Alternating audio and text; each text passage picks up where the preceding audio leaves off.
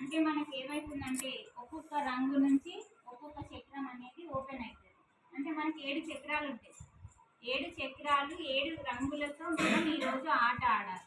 ఈ ఆట ఎందుకు ఆడాలి అంటే మనకి అగ్నిలో ఏదైతే బంగారం, చెడిపోయిన బంగారం, నల్లబడిన బంగారాన్ని మనం వేస్తామో అగ్నిలో, మళ్ళీ ఎప్పటిలాగా ఎలా బయటకు వస్తుంది, దగదగా మెరుస్తూ బంగారం ఎలా బయటకు వస్తుందో, మనలో అగ్ని అంటే బయట మనం ఏవైతే వస్తువుని దగ్ధం చేయాలి అంటే బూడిద చేయాలి అంటే అగ్ని అవసరం. కానీ మన లోపల అద్భుతమైన అగ్ని ఉంది. బయట పెట్టే అగ్నికి ఇంపార్టెంట్ ఇస్తాం, కానీ మన లోపల ఉన్న ఒక జ్ఞానాగ్ని ఉంది. మన లోపల ఏదైతే జ్ఞానము అనే అగ్ని పెరుగుతుందో మన లోపల ఉన్న అరిషడ్ వర్గాలు అనేవి దగ్ధమైతాయి అన్నట్టు. అందుకనే మనకి కలర్లకి మన యొక్క మూలాధారంలో 2 కలర్లు అంటే మల విసర్జన రంధ్రంలో అది ఒక గొప్ప శక్తివంతమైన మూలాధారం. ఆ మూలాధారంలో వినాయకుడు అలాగే అమ్మవారు ఉంటారు, అలాగే జంట నాగులు ఉంటాయి. దానినే మనం కుండలిని శక్తి అంటాం. ఈ కుండలిని శక్తి అనే శక్తిని మనం లేపాలి పైకి. మనం లేపట్లేదు, అక్కడ ఉప్పునైతున్నాం, అదే 3 చుట్టూ ఉప్పుకొని కూర్చున్నాయి పాములాగా.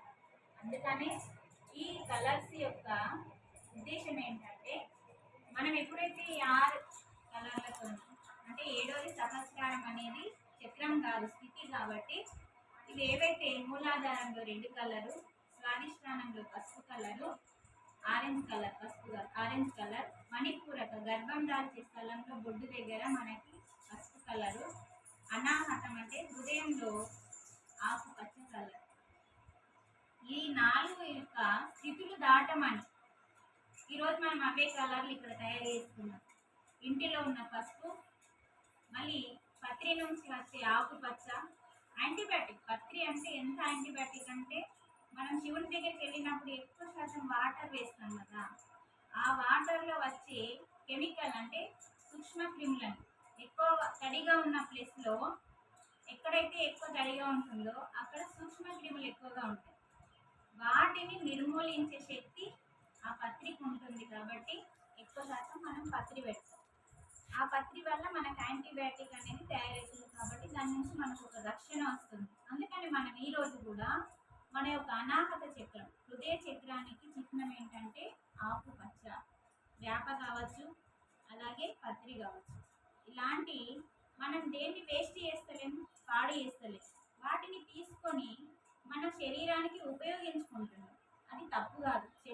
చెట్టు దగ్గర నమస్కారం చేసుకొని ఆ చెట్టుకి ఒక పర్మిషన్ అడిగి మనం వేపని కానీ పత్రిని కానీ తీసుకోవడంలో తప్పు లేదు. మనం వేస్ట్ చేయట్లేదు, మన శరీరానికి ఉపయోగించుకుంటున్నాం కాబట్టి అది తప్పు కాదు. అప్పుడు మనం అది తీసుకొని ఈ 4 రంగులతో మనం ఏ రోజైతే ఆడుతామో బాహ్య స్థితిని దాటడం అన్నట్టు. మూలాధారం, స్వాధిష్టానం, మణిపూరక, అనాహత. ఈ 4 ఏంటంటే ఈ బాహ్య స్థితి. బంధంలో ఇరకడం, ఈ నగ కావాలి, ఆ చీర కావాలి, ఈ ఇల్లు కావాలి, ఆ కారు కావాలి అన్న బాహ్య స్థితిని దాటమంటుంది. ఎప్పుడైతే విశుద్ధ చక్రం ఇక్కడికి వస్తామో అప్పుడు ఏమవుతుందంటే మన వాక్కుకు శక్తి వస్తుంది.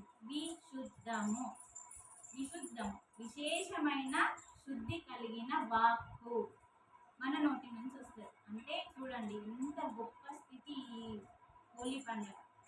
ఎప్పుడైతే ఈ కలర్లతో మనం ఆడుకుంటామో మన శరీరానికి హాని కలగదు, జుట్టు మంచిగా ఉంటుంది, మనం అంతా నెత్తిపైన వస్తుంటాం. కాబట్టి యాంటీబయాటిక్. చూడండి మనం వేప పెడతాము, నెత్తికి వేప పెడతామో లేదు. అంటే ఇలాంటి అన్నీ ఈ హోలీ రోజు మనం తప్పకుండా శరీరానికి హోలీ రంగులు వేయడం, మనసుకి ఆడడంతో ఉల్లాసం కలుగుతుంది.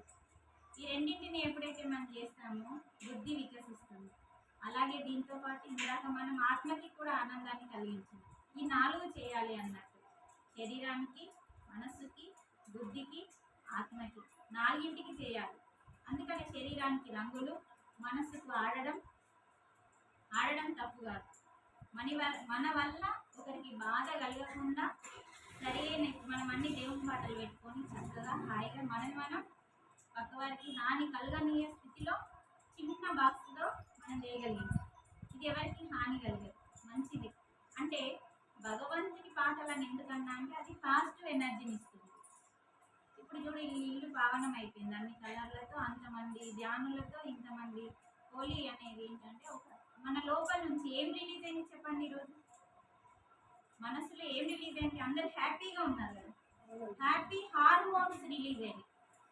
అంటే ఎప్పుడైతే మన లోపల నుంచి సంతోషకరమైన హార్మోన్స్ రిలీజ్ అవుతాయో వాళ్ళ ఇంటికి వైబ్రేషన్ పెరుగుతుంది, అంటే మంచి ఎనర్జీ పెరుగుతుంది. అందుకనే ప్రతి ఇంట్లో ధ్యానం వల్ల ఏమవుతుందంటే మన ఇల్లు శుద్ధి చేయబడుతుంది. ఒక స్త్రీ వల్ల ఇది సాధ్యమవుతుంది. పురుషుడి కంటే ఎక్కువ శక్తి స్త్రీ దగ్గర ఉంటుంది కాబట్టి ప్రతి స్త్రీ ఇంట్లో ధ్యానం చేస్తే పురుషుడు మారుతాడు, కానీ పురుషుడు ధ్యానం చేస్తే స్త్రీ అస్సలు మారదు, బాగా కఠినం ఉంటుంది మన దగ్గర. అందుకని ముందు మొగుడు ధ్యానంలోకి వచ్చిందనుకో పెళ్ళని రావడం కష్టం. అదే భార్య ముందు ధ్యానంలోకి వస్తే భర్త రావడం చాలా ఈజీ.